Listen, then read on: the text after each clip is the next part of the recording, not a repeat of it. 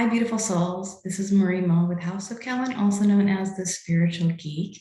So happy Valentine's Day, everyone.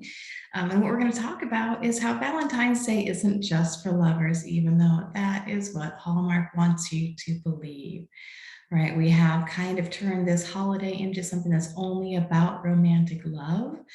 But the true history of Valentine's Day, at least the history I was told when I took my catechism, was that Saint Valentine was about to be fed to the lions, and he wanted all of his buddies to know how much he loved them, all of his friends. And it really started as a day of expressing love for the friends that you have and appreciating the people that really are in your life.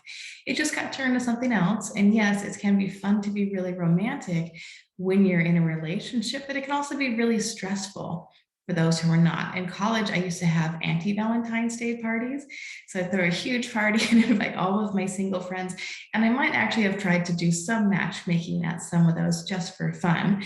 But yeah, so we want to talk today though about what is love, really, right? This is our love week because it is Valentine's Day week, and that is sometimes a part of our happiness too. Sometimes the real reason why we don't have enough happiness in our life is because we can feel that hole in our heart because we're not feeling loved. So we're going to start today by actually defining love, and we're going to use the different types of love according to the Greeks and talk about those concepts. All right, so the first one is eros. Eros is the erotic love. That's where erotica comes from. So this is love of the body. This is your physical attraction. It's super passionate, right? This is when you have a mad crush on somebody because they're hot. That is when you're in a state of eros, right? This is not always meant to last. And that is why in some romantic relationships, that eros, that chemical flush, only lasts about 3 months. And then you have to fall back on a different type of love to sustain. Right? So the second type of love is called Philia, and this is where Philadelphia was named for. And that is like brotherly love. It's affectionate, right? There's not romantic feelings, right? These are the type of love that you have for a sibling or a best friend. So it's more platonic, right? And that's a really good love to have. This is something that took me a long time to learn. And there's actually a couple of really beautiful ladies out in California who stuck it out to be my friend. And they're the ones that taught me what it meant to have philia as a type of love in your life, my life. The next one is called storge. And this is the unconditional love that you have for a child. And while not all of us are going to have children, this can also be the kind of unconditional love that you might have for your pet. And it's perfectly acceptable for you to have your fur babies and to give that love to them, right? That is why some people treat their pets like babies, because they have all of this storage, all of this particular kind of love, and they need someone to give it to, right? So the next one is agape. This is a selfless kind of love. Agape is the love of all humanity, that unconditional love that you have for the world as a whole. It's your connection to nature, connection to a higher power. It can also be described as that oneness, right? So that's being completely in love with the world, connected to nature and connected to source. Then there's Ludus. This is one of my favorites, right? This is the playful love.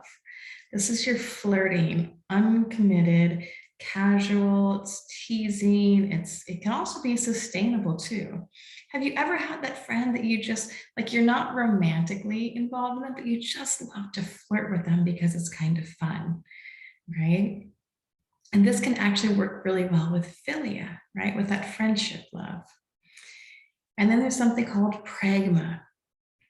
And that is your long-lasting love. This is the one that if you're interested in a romantic relationship that you need to develop, right? So this develops over time, but there's also elements of responsibility in there, acceptance, tolerance. You have shared goals, you're working together, you're manifesting a life together. So a lot of us, oh, and there's one more before I go on. And then there's Philia, which is love of the self. That's your self-esteem. That's how you feel about you. We are going to have a full day just talking about that one.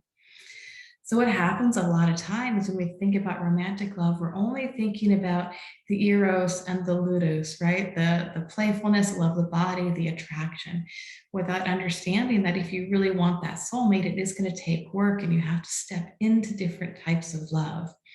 right? In order to have a relationship, it's not just about just having the pragma.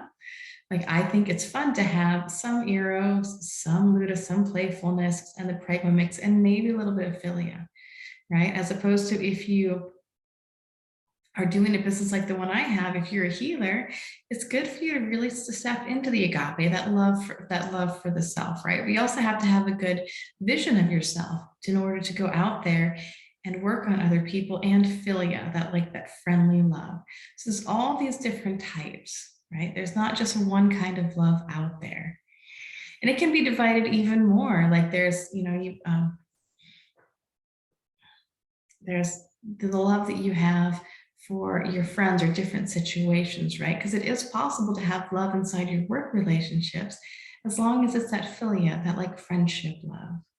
So your homework for tonight is to feel into, as I was talking, you may have felt one of those, and to really write down and journal about, what types of love do I know? Do I actually know what it feels like to have pragma, that long lasting love? Do I have what it takes to have that?